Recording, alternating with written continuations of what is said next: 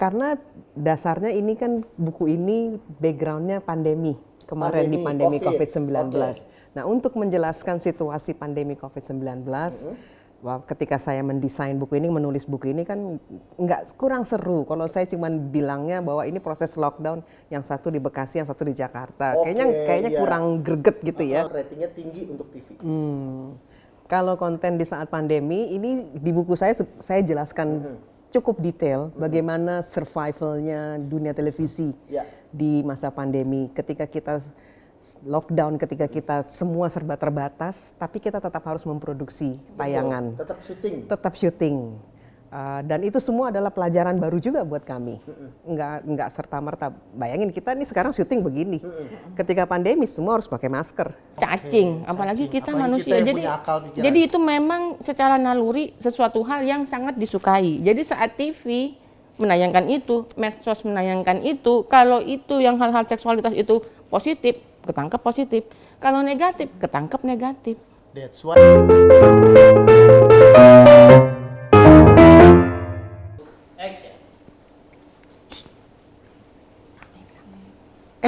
Ya Allah, Bu Dokter, ini saking seriusnya baca buku Kembali ke Sydney karya Pinkan Laluyan, ya. Kebetulan orangnya ada di sini. Mau sapa dulu, Kak Pinkan. Halo.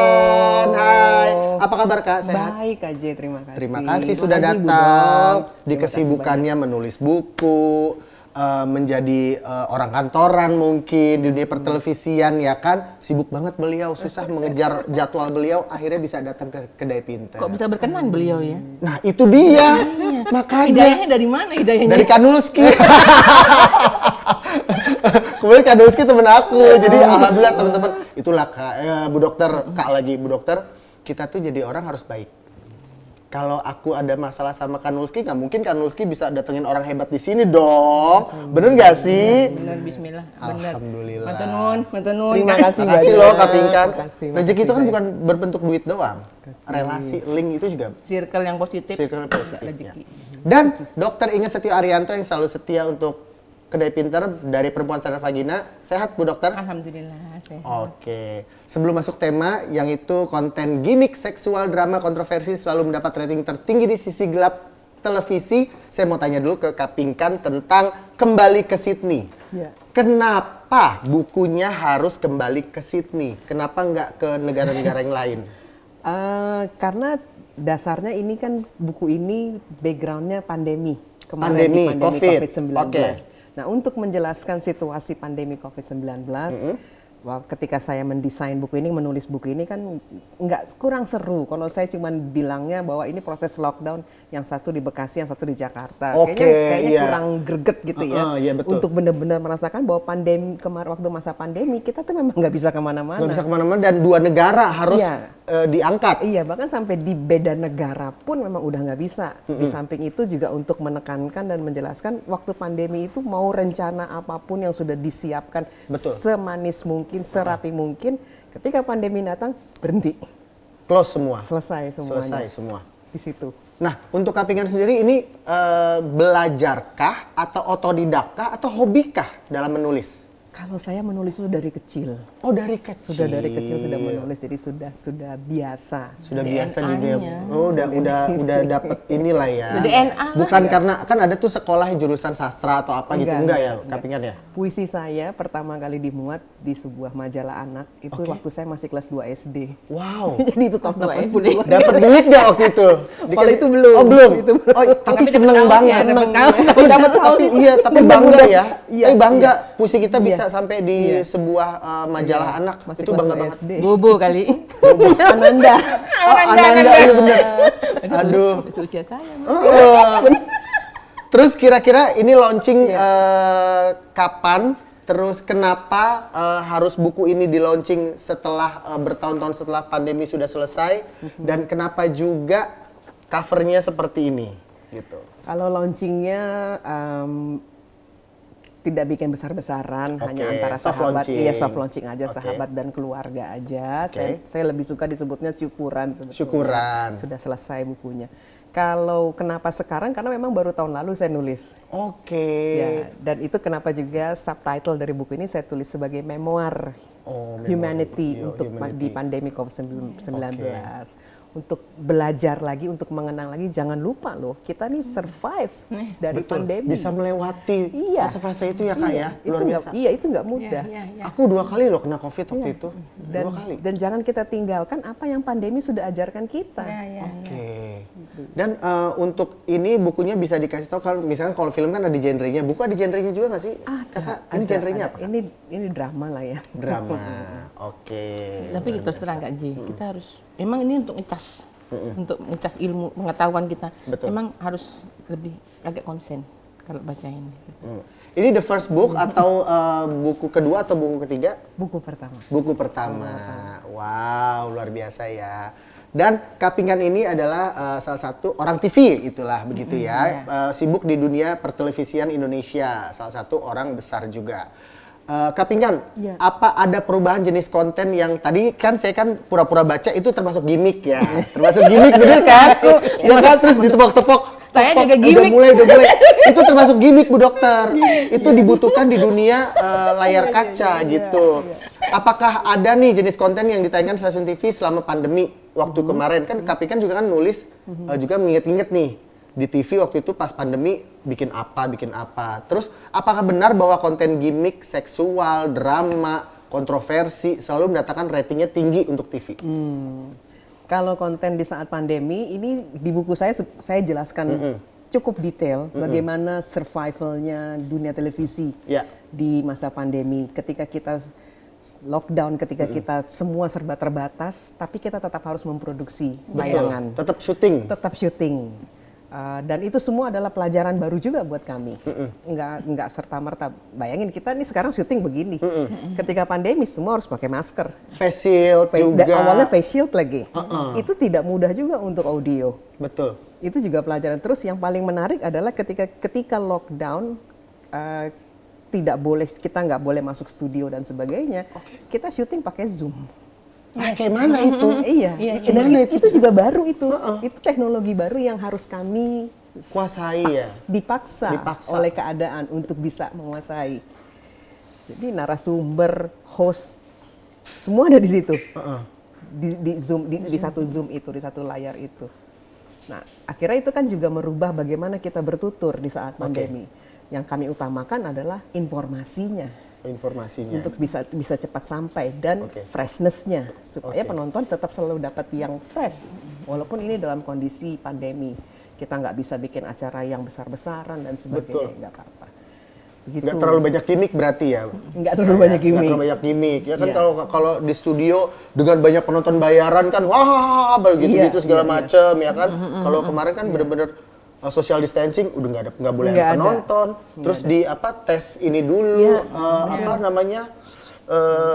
dicolok-colok lah itu. Iya, antigen lah segala macam baru bisa syuting. Aduh, itu sebelum pokoknya dan repot sesudah. banget. Bu Dokter, bagaimana Bu Dokter melihat dampak tayangan televisi dengan konten seksual yang eksplisit atau sugestif terhadap kesehatan seksual masyarakat? Ada pengaruhnya nggak sih Bu Dokter konten seksual seperti itu untuk kesehatan seksual di masyarakat? Gini, Kak J, Kak Pinkan, ini saya nggak ngomong masalah konten seksual aja ya. Ini secara keseluruhan ya, kontennya bisa macam-macam. Intinya itu dari TV, dari apapun itu, medsos TV, itu kita bisa mendapatkan semua informasi. Informasi apapun, yang baik ataupun yang buruk. Betul. Nah, dari TV itu kan indera yang disertakan itu kan penglihatan dan pendengaran. Audio dan visual. Itu dia. Nah, ini yang membuat apapun yang disampaikan di TV, walaupun cuma sekali dilihat, itu lebih mudah untuk disimpan dalam ingatan. Apalagi disadari atau nggak disadari, Kak Pinkan. Hal-hal yang berhubungan dengan seksualitas, otak kita tuh memang suka, Kak Pinkan, dengan hal-hal yang seperti itu daripada hal yang matematika. Orang Indonesia apa semua orang? Semua orang, Itu memang. Aku pikir orang Indonesia aja. Itu memang bukan manusiawi. Itu memang untuk makhluk hidup itu memang normal. Itu insting terdasar dari makhluk hidup itu memang hal-hal yang berhubungan seksualitas itu memang sesuatu hal yang menyenangkan dan disukai orang. Jadi sekali lihat itu langsung udah ketangkep. Beda sama matematika, biologi apa IPS. Karena masalah seksualitas itu hewan aja, Kak. Nggak usah hewan yang cacing aja, yang dimana tubuhnya itu alat reproduksi laki-laki dan perempuan ada di satu tubuh, itu dia melakukan aktivitas seksualitas dalam tubuhnya sendiri. Cacing, apalagi kita manusia. Kita yang punya akal pikiran. Jadi itu memang secara naluri sesuatu hal yang sangat disukai. Jadi saat TV menayangkan itu, medsos menayangkan itu, kalau itu yang hal-hal seksualitas itu positif, ketangkep positif. Kalau negatif, ketangkep negatif. That's why adanya komisi penyiaran yang membatasi ini batasnya sampai sini aja gitu. Yang jadi masalah Kak J. Oke, kalau itu benar, kalau itu memang yang secara real ini dilarang misalnya ya Kak. Tapi kan ada Kak yang secara tersembunyi Kak. Contohnya kayak iklan Kak. Iklan kan kadang-kadang kan secara tersembunyi yang disampaikan, ini contoh anak saya Kak. Jadi dulu anak saya yang bungsu ini Kak tidur bareng sama kita. Waktu masih kecil. Sama papa mamanya. Bareng sama waktu masih kecil sampai kelas 5 SD itu masih bareng sama kita kadang-kadang. Udah. Kan kadang-kadang kan suami kalau malam tuh nonton film bukan nonton, tontonan kayak WCW gitu, ya kayak gitu lah, Smackdown misalnya satu TV swasta, TV One lah. Itu kan kalau malam itu kan jam 11 apa kan ada iklan ini iklan kondom. Nah, ada iklan kondom udah. Kita kan nggak ngira kalau anak kita itu di sela-sela tidur mungkin dia tuh bukan tidur yang dalam, dia kebangun apa Jeng kok bangun? Enggak, mau pipis. Nah, apa yang di TV itu mungkin ketangkep. Kok saya tahu kalau ketangkep pergi ke Indomaret sama suami saya. Waktu itu kelas 5 SD. Oh ya, Noni mau beli ini ya kayak yang di TV. Apa ini ya? Kan kondom. Kan kadang-kadang saya juga heran juga ya. Kenapa kok kondom itu ditaruhnya di dekatnya kasir?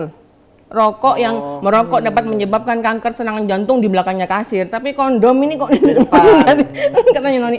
Ayah, Noni mau ini kayak yang di TV-TV itu. Ini ada rasa stroberi. Berarti secara masuk ke alam bawah sadar. Anak saya ini perempuan. Itu iklan ya? Iklan malam. Dan dia tuh nggak nonton, sama saya enggak. Tidur mungkin ngelilir Kak. Yes, tuh. Satu kali kan ngelihat. Iya. Gimana yang berulang-ulang? Yes, itu padahal tersembunyi itu kan. Kan konten itu kan ya kalau nggak ada iklan siapa yang membiayai proses produksi TV kan? Iya. Memang perlu. Perlu. Tapi jam tayangnya juga kan iklan-iklan seperti itu makanya diatur di atas jam-jam ini, jam-jam normal gitu. Ya malam itu. Malam. Iya. Tapi kan bagaimana stasiun TV menyeimbangkan antara tanggung jawab moral dan tuntutan komersial yang tadi dalam memilih konten? Bagaimana caranya menyeimbangkan? Begini, satu pertanyaan yang harus dijawab setiap kali kita memproduksi program TV adalah penonton dapat apa? Itu yang selalu harus dijawab oleh setiap produser atau setiap broadcaster. Nah, dari dasar pertanyaan itulah bagian dari bagaimana kita mempertanggungjawabkan moral itu. Jadi bukan hanya sekedar maunya kita bikin konten, tapi kita harus selalu balik bertanya, penonton saya dapat apa? Betul. Dan betul juga. TV Indonesia ini sudah menjadi sebuah industri dan industri yang kuat. Betul. Yang patroli selalu setiap saat 24 jam terhadap konten-konten di TV Indonesia itu kuat sekali. KPI itu mereka benar-benar 24 jam round the clock mengawasi TV kita. Jadi kita juga sebagai di industrinya, player di industri nggak bisa sembarangan juga. Betul. Semaunya aja juga. Memang sudah ada rambu-rambunya itu sudah jelas sekali. Belum lagi lembaga sensor. Mereka juga perannya juga luar biasa. Sensor film yang di bioskop juga di TV juga ada. LSM itu juga menangani sensor juga. TV program juga.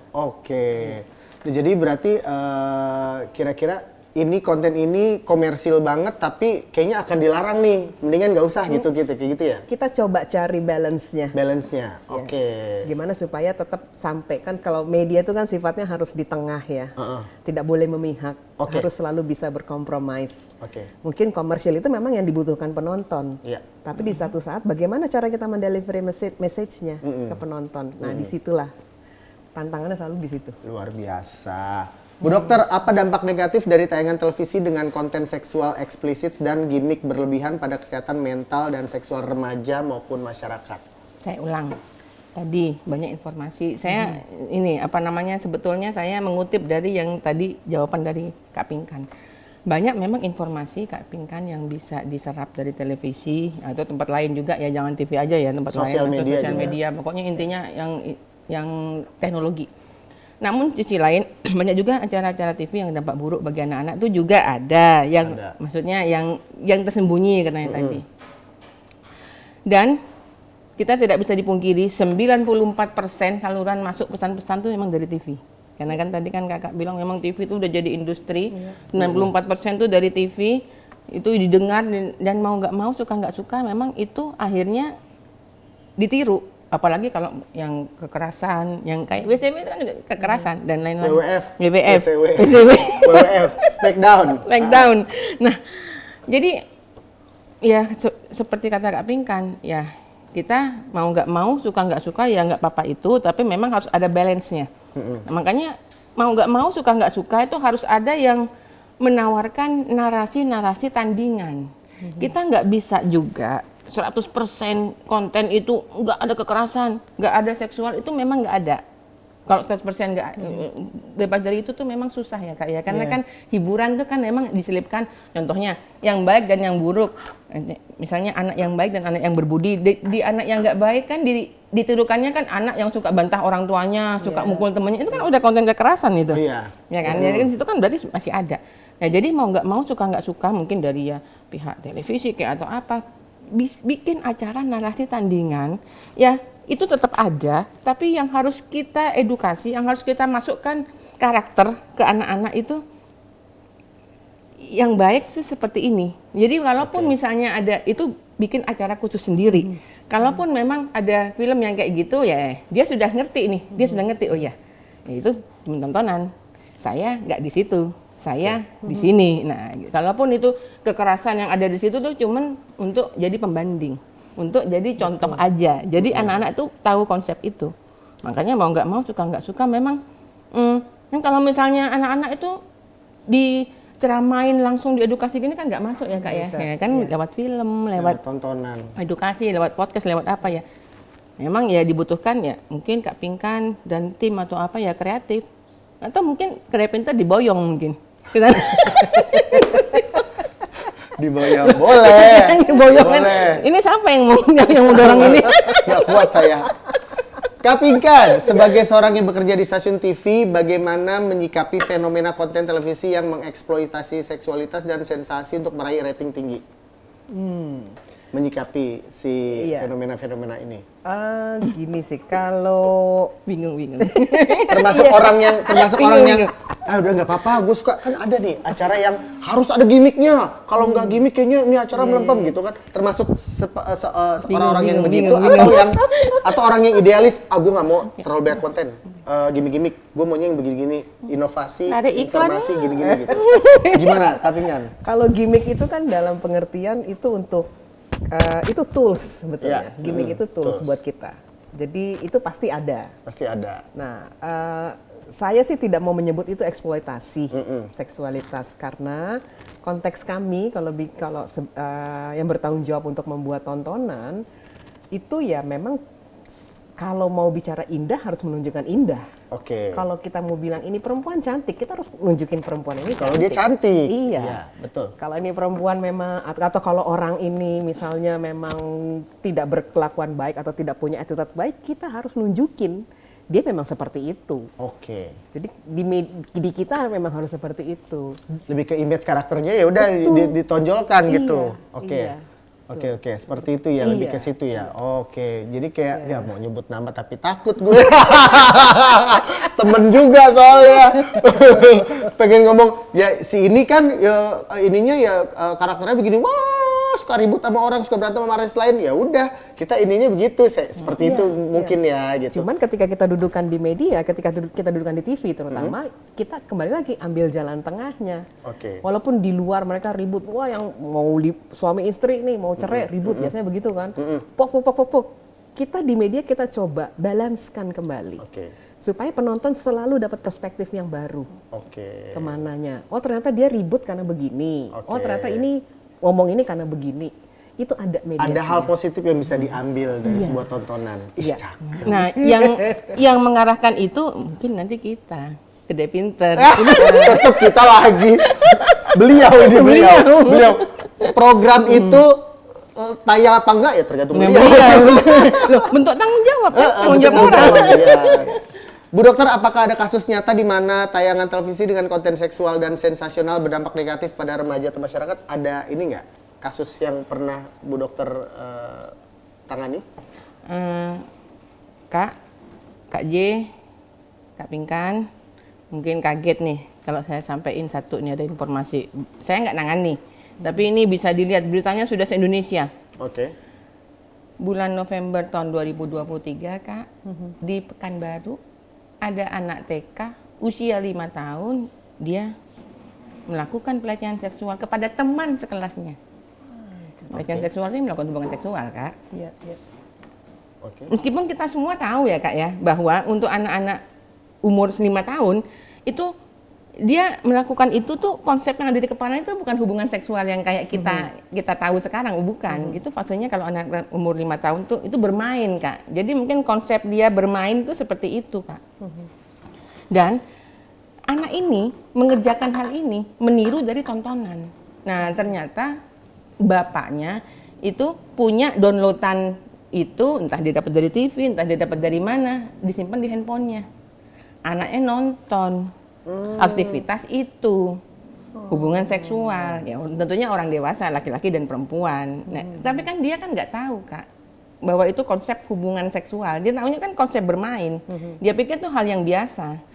Toh bahagia, dia ingin menyenangkan temannya, dia melakukan itu. Temannya kelas 5, umur 5 tahun, Kak. Ini. Kelas 5 SD? Enggak. Umur 5 tahun. Umur 5 tahun. Anak TK di Pekanbaru. Oh, ya Allah. Ini tahun 2023, Kak. Bulan November. Tapi karena orang tuanya si korban ini kan melaporkan ke pihak sekolah, terus nggak ada solusi ke polisi. Akhirnya terblow up viral. 2024 bulan Februari. Ya ini, Kak, ini kan karena konten. Ini real. Jadi bukan dari tontonan. Jadi Dari yang sosial apa yang media harus juga. kita kerjakan ya, mau nggak mau nggak suka kita nih, Kak, sama Tuhan. Kak Pinkan, saya Dokter Inga, Kak JJ, ini kan Tuhan menciptakan sama kita masing-masing, ini talent masing-masing. Nah, kita nih sebagai orang yang sama Tuhan diciptakan, dititipkan cara berpikir seperti ini, kita merasa punya tanggung jawab moral. Kita mau ambil apa enggak tanggung jawab itu? Nah, sekarang ada di diri kita masing-masing. Kakak mau ambil enggak? Saya mau ambil enggak? Kakak Wiji mau ambil. Kita berdua ngambil ya, Kak? Dari ngasih edukasi ini ya, Kak. Kak Pinkan terserah beliau. Iya, benar.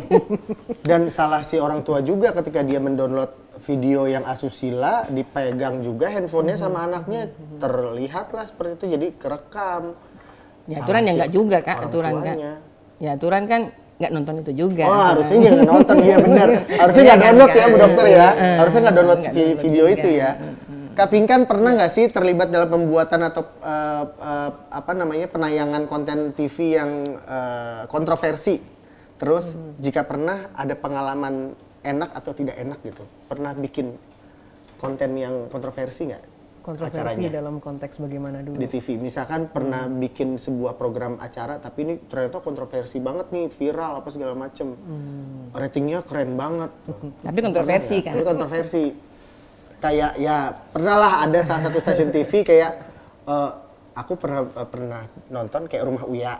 Itu kan kita tahu itu gimmick, tapi itu kan kontroversi banget, marah-marah lah, inilah segala macam kayak gitu. Tapi ratingnya tinggi, Ratingnya tinggi. gitu loh. Seperti itu, Kak. Pernah nggak? Mungkin waktu pengalaman masih bikin infotainment kali ya. Oh, infotainment. Kalau sekarang kan infotainment udah turun ya. Udah nggak seperti dulu lagi. Iya. Mungkin ya itu menurut saya sih itu cukup kontroversi banyak sekali, tapi ya mau itu ini pekerjaan. Oke, mau nggak mau itu Mau nggak mau tuntutan kita- pekerjaan. iya, mau nggak mau kembali lagi kita harus menyampaikan ini ke Betul. masyarakat, ke pemirsa. Terus waktu itu bikin infotainment beritanya digosok banget gitu ya Kak. Ini gosok makin naik. Ini banget jadi wah gila nih berita nih gitu ya bener. Makin digosok iya, makin naik. digosok makin sip gitu, gosip namanya Kayaknya gitu. sama kita di kulit. Jadi faktanya ada. Faktanya ada, Tapi oke. dasarnya itu. Oke. Artinya kan ya kita ada tim, ada reporter, ada semua. Benar memang ada liputan itu. Jadi enggak juga mengada-ada Betul. dan di zaman itu kan belum zamannya Google segala macam. Jadi YouTube Satu-satunya nggak lah, ada. satu-satunya Betul. orang cari. Iya, jadi benar-benar memang kita punya reporter itu di lapangan dan ada di situ. Tapi pernah kena somasi dari artis bahwa kok lu nengin kayak gini pernah nggak sih Kak? Pernah. Pernah ya? Itu pengalaman udah pasti ada. Pernah dikena somasi Kak? Oh, karena ngeberitain tayangan infotainment dia mungkin apa segala macam gitu. Ya dia keberatan mungkin Dia keberatan. ya. Biasanya begitu sih. Tapi Kalau keberatan ngapain dia ngomong di pas wawancara, bener nggak sih itu Kak? biasa begitu. Ya kan? Iya. Ya enggak kan biar makin naik juga kan. Enggak, kadang artis suka gini ya, Loh, ya di nggak- wawancara makin dia naik. ngomong bla bla bla, dia ngejawab. Tapi Begitu pas udah muncul, tayang, iya. gue nggak mau tayangin. Lah lu inget nggak apa yang lu omongin tadi? Nah, Gitu. itu kan emang strateginya dia juga kan untuk artis dia. Emang yang terjadi suka gitu ya Itu Kak ya? strategi dia juga kan. Lah, lu kagak inget apa yang lu omongin tadi? Lu jawab pertanyaan orang, ya kan lu yang jawab. Pas udah tayang, lu ngoceh-ngoceh somasi lah segala macam. Wah, nggak bener nih. Makanya buat kami ya terserah aja mau somasi, mau nuntut, kita ada buktinya kok, Iya. kita ada faktanya kok, kita nggak mengada-ada. Ya, dia aja diwawancara kan, Iya. dia sendiri yang ngomong gitu Ya, kan. begitu terblow up biasanya mereka baru aduh. Aduh nih gue salah nih kayaknya nih gitu. Atau bener juga ya. Ayo gedein sekalian. No iya loh, bukan salah bener. Tapi aku setuju loh, Bu Dokter, TV itu sebuah industri besar di Indonesia karena seorang artis bisa naik dan bisa turun itu semua karena TV. Ya sekarang kan gini Mas, media mana saat ini yang dalam waktu butuh berapa lah, 15 detik aja. Muncul aja 15 detik, tapi sudah ditonton jutaan langsung. Betul. Hanya TV, TV yang doang. punya. Iya. Jadi mau dibilang apapun dan bagaimanapun kondisinya, nggak bisa. Sampai saat ini belum bisa tertandingi. Oke, belum bisa tertandingi betul. Bagaimana Bu Dokter membayangkan industri televisi akan berkembang di masa depan dalam hal konten dan pengaruhnya pada masyarakat? Ini makin berkembang nih Ini saya dunia nih ya. pertelevisian. Nih, Kak Pinkan, Kak JJ ini mimpi saya ini. Saya seorang dokter Ingat Satyo Haryanto, founder dari Perempuan Sadar Vagina, membayangkan bahwa televisi itu tadi kata Kak Pinkan itu industri. Industri yang luas. Apapun yang mau disampaikan, mau buruk, mau negatif, itu cepat tersebarnya. Yang ada di pemikiran saya. Televisi di mana sekarang itu baik dari ownernya, GM-nya maupun orang-orang kreatifnya itu semuanya udah orang-orang yang cerdas. Orang-orang yang open mind. Ke depan kita PSV ini bisa membagikan edukasi seksual ini bukan lagi hal yang tabu di televisi. Wow. Gimana tuh Kak? Loh, Bentar, tanya langsung. loh enggak ini. Bisa nggak sih kira-kira Kak? Enggak Kak Pinkan. Ini saya nih Iya, iya, iya. ada PR besar. Heeh. Televisi ini kalau mau ngomongin edukasi seksual itu kan katanya dibatasi KPI lah. Betul. Dibatasi yang Sensor. tadi. Sementara di YouTube, di TikTok ngomongin macam-macam nggak dibatasi. Nah, jadi ke depan itu kita bisa membagikan edukasi seksual itu KPI itu dilolosin kita. Kenapa ya? Karena yang membagikan tuh orang-orang yang benar-benar kompeten dan PSV memang kompeten. Kita dasar hukum ada, orang-orang yang menyampaikannya dokter Oke, semua. tapi dengan bahasanya mungkin dengan bahasa yang iya bisa. tentunya ya bahasanya yang vagina, penis, ya yang enggak. Iya, nggak gitu. Bip bip terus.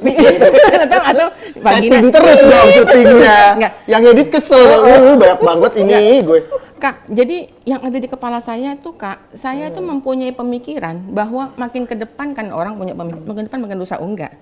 Menurut saya Kak, makin ke depan itu kehidupan tuh makin tertata dan makin baik. Oke. Karena kalau kami nih Kak di PSV, kami membagikan edukasi ini Kak, ilmu kedokteran itu penting, tapi yang paling pertama tuh ilmu agama. Karena jelas janji Tuhan Kak, makin mendekati akhirat Kak, itu semua orang itu Kak, terus terang Kak, semua beriman sama Tuhan, Kak. Beriman sama Tuhan semua. Yang berdosa itu mati semua. Jadi saya yakin makin ke depan ini makin bagus. Nah, semoga kita ini Kak Pinkan, kita ini PSV ini ikut ambil bagian dalam menuju peradaban yang kita tanya langsung. Sebagai orang pertelevisian, mungkinkah apakah ada secercah cahaya untuk sebuah edukasi? Ya kalau kita sering lihat Dokter Boyke udah warawiri di TV gitu kan. Apakah kita bisa kira-kira one day di pertelevisian itu akan bisa mengedukasi seksual mungkin dengan ada norma-normanya seperti itu, mungkin nggak sih Kak Pinkan? Sekarang kan juga bisa. Oh gitu. Dengan batasan-batasan yang ada. Rambu-rambu. Dengan rambu-rambu yang ada. Yang penting tadi Dokter Boyke. Dan kalau ada beberapa talk show atau acara talk show yang menyangkut kesehatan itu juga tidak sedikit sudah pernah membahas masalah seksualitas dan sebagainya. Cuman ya itu memang dengan batasan, dengan rambu yang masih terbatas gitu ya, masih ketat. Artinya cara penyampaiannya lagi-lagi tidak bisa seterbuka, sevulgar atau seterbuka PI sama ada. Ini sosial media ya. Iya. Oke. Secara namanya aja perempuan sadar vagina gitu, kayak mana itu di tagline itunya, wow gitu kan. Kalau di TV mungkin nggak dipanjangin. PSV-nya, PSV aja. Tapi kan udah ada badan, udah ada payung hukum, udah ada yayasan. Lah kalau memang itu dianggap ini mencemarkan, kenapa? Loh. Iya sih. Aduh, repot. Ya, Kak, ini Kak, kalau kami di Perempuan Sadar Vagina, Kak, kami juga ada untuk remaja, PSV remaja. Oh ya, PSV remaja. Dan narasumber kami itu Kak, dokter-dokter Gen Z, Kak. Oh iya, dokter-dokter Gen Z. Dokter-dokter itu Gen Z, Kak. Dokter muda, koas-koas itu Gen Z. Dan kami sudah ber-MOU dengan Ikatan Senat Mahasiswa Kedokteran se-Indonesia. Jadi narasumber kami itu ya anak mahasiswa kedokteran itu di bawah kami. Jadi kan masuk kan, relate ke. Iya, jadi ngobrolnya kayak jadi ke temen gitu, Kak. Beda sama kalau Bu Dokter mungkin ke yang dewasa-dewasa Gen gitu. Baby Boomers Gitu.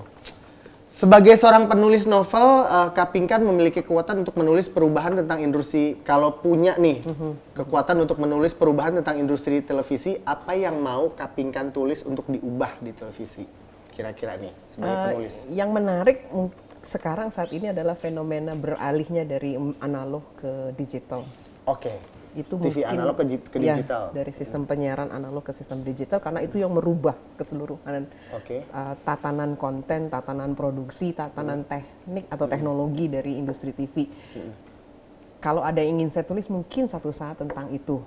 Oke, keresahan-keresahannya, kesusah-kesusahannya gitu. Karena kan? itu adalah evolusinya industri TV. Betul. Yang harus berintegrasi, bersahabat dengan dunia media digital. Betul. Mereka dunia media digital itu bukan rival. Iya, bukan rival. Bukan, tapi harusnya berintegrasi. Betul. Harus berjalan bersamaan ya. Bersamaan. Karena sama-sama media, sama-sama dua source. Betul. Yang saling membutuhkan, saling memerlukan dan harus berjalan bersama. Satu saat di satu titik akan membentuk konten yang besar. Oke.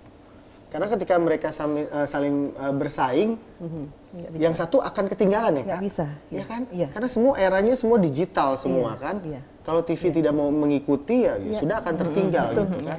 Ya sama kayak kita pesen ini aja ojol gitu. Kita mau nyari ojek pengkolan udah nggak ada sekarang, jarang. Biasanya pakai ojol ini kayak gitu-gitu. Semua aplikasi. Semua berkembang. Bu Dokter, sebelum Bu Dokter kesimpulan, ya aku mau tanya ke Kak Pinkan, ada rencana mau nulis yang tadi TV itu tadi, atau ada buku-buku lain nih yang akan diproduksi? Kalau saya lebih prefer masih yang nulis fiksi dulu aja, Mas. Fiksi dulu. Iya, biar hiburan dulu deh. Ini udah agak berat nih bacanya. Yang ringan dikit ya. Yang ringan dikit ya. Yang ringan dikit. Oh gitu. Atau kira-kira mau menulis tentang kisah artis mungkin, kan ada tuh banyak banget tuh siapa, kalau nggak salah penulis Endah siapa gitu pernah menulis bukunya Krisdayanti. Atau ada juga Nikita Mirzani ditulis sama si siapa sih, lupa deh namanya. Iya. Kakak ada kepikiran pengen nulis tentang sebuah biografi seorang artis gak? Belum sih, Belum. mungkin nanti ya. Lu Cinta Luna. Boleh. Enggak. Atau mungkin ini. Anak aku. Enggak, atau mungkin gini. Kenapa kok Dokter Inga, seorang ibu, seorang istri, seorang dokter kok bikinnya perempuan sadar vagina? Ya kalau perempuan sadar penis ya Loh, berarti enggak, perempuan enggak. kepenis-penisan gimana dong? Enggak, Bu Dokter? apa maksudnya ini? Apa Oh, nama apa? motivasinya apa? Motivasinya. Nah, kan itu Oke. harus dikulik itu. Boleh. Sadar vagina. Kita tunggu karya-karya selanjutnya dari Kapingkan, buku-buku selanjutnya. Jangan lupa diundang nanti kalau launching ya. Kesimpulan dari Bu Dokter. Kak Pinkan, Kak JJ, kalau kami dari PSP yang punya kesimpulan, kita ini dalam hidup gak usah merasa orang yang paling benar, gak usah merasa orang yang paling suci. Oke. Kita melihat apapun yang terjadi tontonan, entah itu tontonan seksualitas yang kata orang itu negatif, yang kata orang positif, kita nggak usah fokus sama itu, kita nggak usah terlalu ngejudge orang. Karena kan setiap orang itu nggak tahu akhirnya itu ada di mana. Bisa jadi yang tadi ternyata akhirnya ke yang negatif. Yang bisa kita kerjakan saat ini adalah sebisa mungkin kita membagikan hal-hal yang positif dengan, jangan lupa, kita ini ada hal yang positif karena ada sesuatu yang negatif. Nggak akan ada yang positif, kita Kalau nggak nggak akan ada yang tertrigger negatif. ide-ide ini kalau nggak ada yang Negatif. negatif. Makanya berterima kasihlah kepada yang negatif. Karena negatif itulah makanya kita bisa tertrigger, oh ya gimana ya biar nggak gitu. Dan doakan terus semoga yang negatif ini insya Allah atas izin Tuhan bisa kembali ke kita. Jangan ngejas, karena kalau sampai Tuhan itu, karena orang itu bisa jatuh karena kesombongan. Kalau sampai kita terlalu ngejas Kak, naudzubillah jangan sampai meninggalnya ke yang negatif. Lu itu kan nggak mau gitu. Iya. Jadi intinya, ayo gandengan tangan kata kakak itu, yang negatif kita jadikan ide-ide sambil didoakan biar ikut sama kita. Oke, Gitu kira-kira. luar biasa. Bukan yang gelap untuk melihat yang terang. Aduh, karena habis gelap terbitlah terang. R.A. Kartini. Terima kasih. Selain itu kita ada seks zodiak bentar lagi ya. 2 menit buat seks zodiak. Leo, Libra, Capricorn. Seks itu antara kamu dan dia. Berdua aja. Jangan ada orang lain. Kalau jatuhnya bertiga, trisam jatuhnya. Berarti trisam nggak Jangan. boleh, nggak boleh trisam. Jangan, nggak boleh. Berdua aja ya. Biar dua, fokus. dua, ya kan? Pisces, Cancer, Virgo. Jangan keseringan di kamar mandi, licin say. Bejedak lo. Coba explore di tempat yang lain, kayak di dapur, di tempat ngejemur, outdoor dong jatuhnya. Tempat ngejemur kering, oh ikan asin kali lo. Aquarius, Taurus, Scorpio. Sedikit pakai kata-kata kasar boleh biar lebih panas. Oh, kata-kata kasar apaan sih? Terus yang. Ih, seremnya ada nih, tim kreatif nih. Kata-kata kasar, Ragunan semua keluar ya gitu maksudnya ya. Gemini, Aries, Sagittarius. Ribut-ribut kecil, abis itu main deh. Sensasinya pasti luar biasa. Bener gak sih Bu Dokter? Kan ini Bu Dokter nih kan udah pernah menikah ya, Ribut dulu, terus abis itu bermain. Itu sensasinya beda ya Bu Dokter? Sama main beneran? Memang itu memang. Nah, itu bener berarti. Sampai ketemu lagi. Aku mau minta tanda tangan dari Kapingkan dong. Nih. Guys, thank you. Terima kasih. Tanda tangan buat aku. Jevangga Silale ya. Jevangga aja. Tapi ini ngecas banget loh Kak, benar.